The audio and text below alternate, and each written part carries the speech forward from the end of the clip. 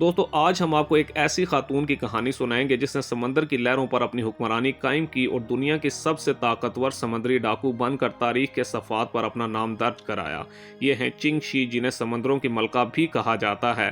एक ऐसी खातून जिसने 40,000 डाकुओं की फौज की कमान संभाली, बरतानवी और पुर्तगीज बहरी जहाज़ों को तहस नहस किया और आखिरकार चीनी हुकूमत से मुआहदे करके पुरअमन जिंदगी गुजारने वाली वाहिद डाकू बनी।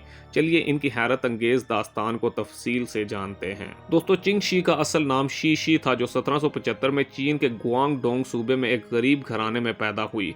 बचपन में ही इन्हें एक मछेरे के हाथों फरोख्त कर दिया गया था और बाद में इन्हें कैंटीन के एक नाज घर में मजबूरन काम करना पड़ा। यहाँ इनकी मुलाकात ज़ेंग यी नामी एक मशहूर समुद्री डाकू से हुई, जो इनकी खूबसूरती और जहानत से मुतासिर हुआ। जबकि 1801 में ज़ेंग यी ने चिंग शी से शादी की शर्त रखी, तुम मेरे बेड़े के बराबर की शरीक होगी वरना शादी नहीं। चिंग शी ने यह शर्त कबूल कर ली और इस तरह समुद्री डाकुओं की दुनिया में इनका जन्म हुआ। दोस्तों 1807 में ज़ेंग यी की पुरसरार मौत के बाद चिंग शी ने मौके को गनीमत जाना और इन्होंने अपने शोहर के रेड फ्लैग बेड़े की क़यादत संभालने के लिए डाकुओं के सरदार को चैलेंज किया। चिंग शी ने न सिर्फ अपनी सियासी समझबूझ से बेड़े को मुत्तहिद रखा, बल्कि एक सख्त ज़ाब्ता अखलाक भी नाफिज किया। यानी कोई भी डाकू लूटी हुई दौलत छुपा नहीं सकता, सब कुछ इज्तिमाई खजाने में जमा होता।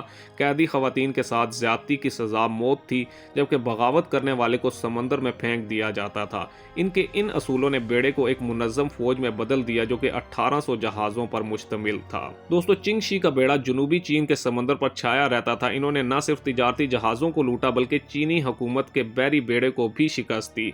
1809 में चिंग शी ने पुर्तगीज बहरिया के 8 जंगी जहाज़ों को तबाह कर दिया, जो इनके इलाके में घुस गए थे।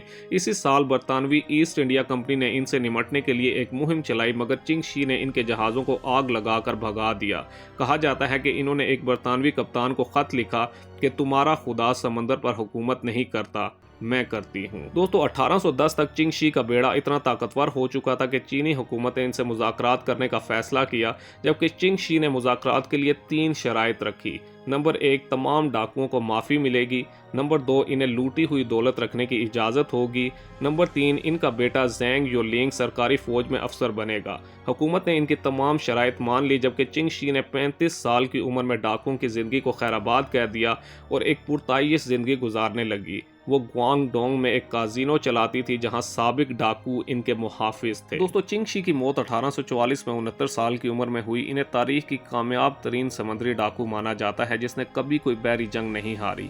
इनकी कहानी ने दुनिया भर को मुतासर किया, जबकि पैरट्स ऑफ कैरिबियन के किरदार मोटर्स चिंग की तख्लीक इन्हीं से मुतासर है।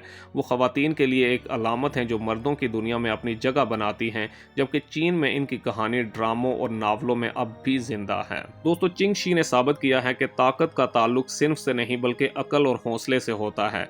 इनकी कहानी हमें सिखाती है कि नामुमकिन को मुमकिन बनाने के लिए बस एक मौका और हिम्मत दरकार होती है।